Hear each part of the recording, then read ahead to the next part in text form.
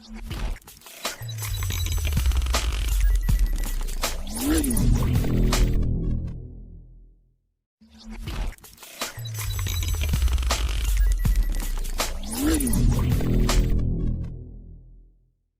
Everyone, welcome to Sanu's biotech academia. നമ്മൾ ഇന്ന് നോക്കാൻ പോകുന്നത് ഗൈനീഷ്യത്തിൻ്റെ സ്ട്രക്ചറാണ്. ഫ്ലവറിൻ്റെ സ്ട്രക്ചറിൻ്റെ ഒരു പാർട്ടായിട്ടുള്ള ഗൈനീഷ്യത്തിൻ്റെ സ്ട്രക്ചറാണ്. ഓക്കെ, അപ്പോൾ നമ്മൾ ഗൈനീഷ്യത്തിനെ പിസ്റ്റിൽ എന്ന് പറയാറുണ്ട്, കാർപ്പൽ എന്നും പറയാറുണ്ട്. അപ്പോൾ ടോട്ടലി നമ്മൾ ഒരു ഫ്ലവറിൻ്റെ സ്ട്രക്ചർ പറയുമ്പോൾ 4 വേൾഡ്സ് ആയിട്ടാണ് പറയുന്നത്. അതിലെ 4th വേൾഡ് തന്നെയാണ് ഗൈനീഷ്യം എന്ന് പറയുന്നത്. അതായത് second essential organ. First essential organ എന്ന് പറയുന്നത് ആൻഡ്രീഷ്യമാണ്. അത് ഓൾറെഡി നമ്മളൊരു വീഡിയോ ചെയ്തിട്ടുണ്ട് ഇതിനു മുമ്പേ.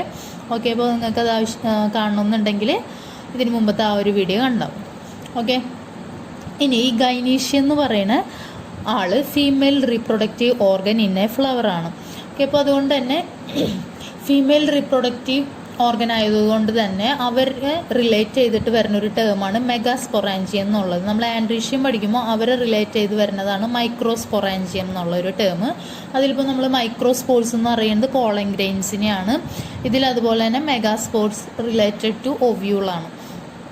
ഓക്കെ, ഇനി നമ്മൾ ഗൈനീഷ്യത്തിൻ്റെ സ്ട്രക്ചർ പറയുമ്പോൾ മെയിൻലി അവർക്ക് 3 പോർഷനാണ് ഉള്ളത്: സ്റ്റിഗ്മ, സ്റ്റൈൽ, ഓവറി. അപ്പോൾ ആ സ്ട്രക്ചർ ഞാനിവിടെ ഒന്ന് വരച്ചിട്ടുണ്ട്. നമ്മളൊരു ഹിബിസ്കസ് എടുക്കുകയാണെങ്കിൽ ഹിബിസ്കസിൻ്റെ ഏറ്റവും മുകളിലുള്ള ആ ഒരു പോർഷനാണ് സ്റ്റിഗ്മ, അത് കഴിഞ്ഞിട്ടുള്ള ഈ ഒരു പോർഷനാണ് സ്റ്റൈൽ, അത് കഴിഞ്ഞിട്ടാണ് താഴോട്ട് ഓവറി വരുന്നത്. ആ ഓവറിയുടെ ഉള്ളിലാണ് ഒവ്യൂള്. ഈ ഇരിക്കുന്ന ഇതിലിപ്പോൾ മൾട്ടിപ്പിൾ ഒവ്യൂൾസ് ആണുള്ളത്. മൊത്തം 6 ഒവ്യൂൾസ് ഉണ്ട് ഇതിൽ.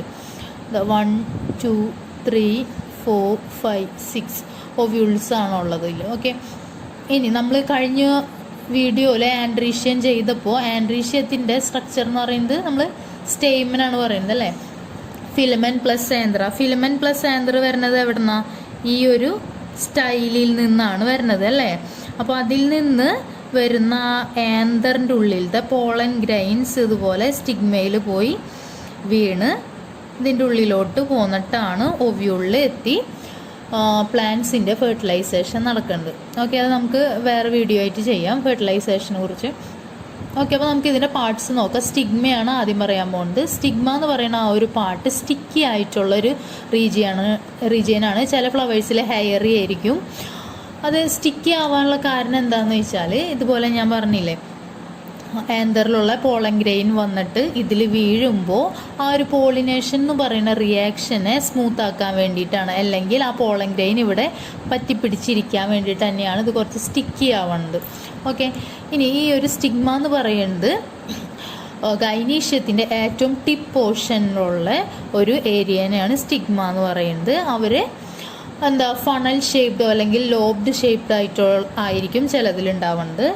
ചിലതിൽ ലോബ്സ് ആയിട്ടായിരിക്കും, ചിലതിൽ ഫണൽ ഷേപ്ഡ് ആയിട്ടുള്ള സ്റ്റിഗ്മ ആയിരിക്കും പ്രസൻ്റ് ആയിരിക്കുന്നത്. ഈ നേരത്തെ പറഞ്ഞ പോലെ തന്നെ പോളൻ ഗ്രെയിൻസിനെ ട്രാപ്പ് ചെയ്യാൻ വേണ്ടിയിട്ടാണ്. ഓക്കെ, ഇവിടെ സ്റ്റിക്ക് ചെയ്ത് ഇരിക്കുമല്ലോ പോളൻ ഗ്രെയിൻസ് വന്നിട്ട് വീഴുമ്പോൾ. അപ്പോൾ അതുകൊണ്ടാണ് അവർ സ്റ്റിക്കി ആവാൻ കാരണം.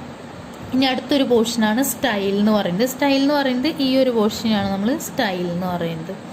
ഓക്കെ, സ്റ്റൈൽ എന്ന് പറയുന്ന ആ ഒരു പോർഷനാണ് സ്റ്റിഗ്മേനെയും ഓവറീനെയും കണക്ട് ചെയ്യുന്ന ഒരു പോർഷൻ എന്ന് പറയുന്നത്. കൂടാതെ ഈ സ്റ്റിഗ്മേനെ ഇങ്ങനെ റേസ് ചെയ്ത് നിർത്തിയിരിക്കുന്നത് ആരാണ്? സ്റ്റൈലാണ്. ഓക്കെ, ഇനി ഇവർ ഓവറിയുടെ ഒരു പ്രൊജക്ഷൻ ആയിട്ടാണ് പറയുന്നത്. അടുത്ത പോർഷനാണ് ഓവറി. ഓവറിയുടെ സ്ട്രക്ചർ നമ്മൾ ഓൾറെഡി കണ്ടതാണ്. ഈ ഒരു സ്ട്രക്ചറാണ് ഓവറി. ഈ ഓവറിയുടെ ഒരു സ്ട്രക്ചർ എന്ന് പറയുന്നത് ചില ഫ്ലവേഴ്സിൽ ഇവർക്ക് ഒരു ചേംബറേ കാണുള്ളൂ, ചിലതിൽ ഒന്നിലധികം ചേംബർ ഉണ്ടാവും, ചിലതിൽ ഒരു ഓവറിയിൽ ഒരു സിംഗിൾ ഒവ്യൂൾ പ്രസൻ്റ് ആയിരിക്കുള്ളൂ, ചിലതിൽ ഒന്നിലധികം ഒവ്യൂൾസ് പ്രസൻ്റ് ആയിരിക്കും. ഇതിലിപ്പോൾ ഒന്നിലധികം ഒവ്യൂൾസ് പ്രസൻ്റ് ആണ്. ഈ ഒവ്യൂൾസിന് ഇരിക്കാനായിട്ടുള്ള ഈ ഒരു കുഷ്യൻ പോലത്തെ ഒരു സ്ഥലത്തിനെയാണ് നമ്മൾ പ്ലസൻ്റ എന്ന് പറയുന്നത്. ഓക്കെ, ഒരു ഫ്ലവറിലെ പ്ലസൻ്റ എന്ന് പറയുന്നത് ഒവ്യൂളിന് ഇരിക്കാനുള്ള ഒരു കുഷ്യൻ ലൈക്ക് സ്ട്രക്ചറിനെയാണ് പ്ലസൻ്റ എന്ന് പറയുന്നത്. ഓക്കെ, ഇനി നമുക്ക് പറയാം ഫെർട്ടിലൈസേഷൻ കഴിഞ്ഞിട്ടുണ്ടെങ്കിൽ ഫെർട്ടിലൈസേഷന് ശേഷം ഈ ഓവറിയുടെ വോളാണ് പെരികാർപ്പ് എന്ന് പറയുന്ന ഒരു സ്ട്രക്ചറായിട്ട് മാറുന്നത്. പെരികാർപ്പ് എന്ന് പറഞ്ഞാൽ നമുക്കറിയാം എന്താണെന്നുള്ളത്. നമ്മൾ ഫ്രൂട്ട്സ് ഒക്കെ കാണുമ്പോൾ അതിൻ്റെ ഔട്ടർ കവറിങ്ങനെയാണ് പെരികാർപ്പ് എന്ന് പറയുന്നത്. അപ്പോൾ ഈ ഓവറിയുടെ വോളാണ് ഫ്രൂട്ട്സിലത്തെ പെരികാർപ്പായിട്ട് മാറുന്നത്. ഓക്കെ, ഇനി അതുപോലെ തന്നെ ഫെർട്ടിലൈസേഷൻ ശേഷം ഓവറി ഫ്രൂട്ടായിട്ട് മാറും, അതുപോലെ തന്നെ ഒവ്യൂള് സീഡായിട്ട് മാറും. ഓക്കെ, അപ്പോൾ അത്രയാണ് ഗൈനീഷ്യത്തിനെ കുറിച്ച് പറയാനുള്ളത്. ഇനി ചില ഫ്ലവേഴ്സിൽ മോർ ദാൻ 1 കാർപ്പൽ പ്രസൻ്റ് ആയിരിക്കും, ചിലതിൽ ഒരെണ്ണേ ഉണ്ടാവുള്ളൂ. അപ്പോൾ ആ ഒരു ടൈപ്സ് വെച്ചിട്ട് ഉള്ള നെയിമിംഗ് ആണ് ഈ പറയുന്നത്. അപ്പോൾ ഫസ്റ്റ് ടൈപ്പാണ് മോണോകാർപ്പസ് എന്ന് പറയുന്നത്. മോണോകാർപ്പസ് എന്ന് പറഞ്ഞിട്ടുണ്ടെങ്കിൽ this type of flowers having single carpal. Okay, അതിന് എക്സാമ്പിളാണ് പീച്ച്. ഇനി അടുത്താണ് അപ്പോകാർപ്പസ് എന്ന് പറയുന്നത്. അപ്പോകാർപ്പസ് എന്ന് പറഞ്ഞിട്ടുണ്ടെങ്കിൽ ഇങ്ങനത്തെ ഫ്ലവേഴ്സിന് മോർ ദാൻ 2 കാർപ്പൽ, ഒന്നില്ലെങ്കിൽ 2 ആയിരിക്കും, അല്ലെങ്കിൽ മോർ ദാൻ 2 കാർപ്പൽസ് പ്രസൻ്റ് ആയിരിക്കും. പക്ഷേ എല്ലാ കാർപ്പലും ഫ്രീ ആയിട്ടുള്ള ആൾക്കാരായിരിക്കും. അതിന് എക്സാമ്പിളാണ് ലോട്ടസ് എന്ന് പറയുന്ന ആൾക്കാരും. അതായത് ഒന്നിലധികം ആൾക്കാരെന്ന് പറഞ്ഞാൽ അപ്പോകാർപ്പസായി. അതാണ് 2 ഓർ മോർ ദാൻ 2 എന്ന് ഉദ്ദേശിച്ചിരിക്കുന്നത്. അപ്പോൾ അതിന് എക്സാമ്പിളാണ് ലോട്ടസ്. പക്ഷേ ഇവിടുത്തെ കാർപ്പിൽ എല്ലാവരും ഫ്രീ ആയിട്ടാണ് ഇരിക്കുന്നത്, ഫ്യൂസ്ഡ് അല്ല. ഇനി അടുത്തതാണ് സിൻകാർപ്പസ് എന്ന് പറയുന്നത്. സിൻകാർപ്പസ് എന്ന് പറഞ്ഞാൽ ഇതുപോലെ തന്നെ 2ഓ അതിലധികമോ കാർപ്പൽസ് ഉണ്ടെങ്കിൽ അവരെ നമ്മൾ സിൻകാർപ്പസ് എന്ന് പറയും.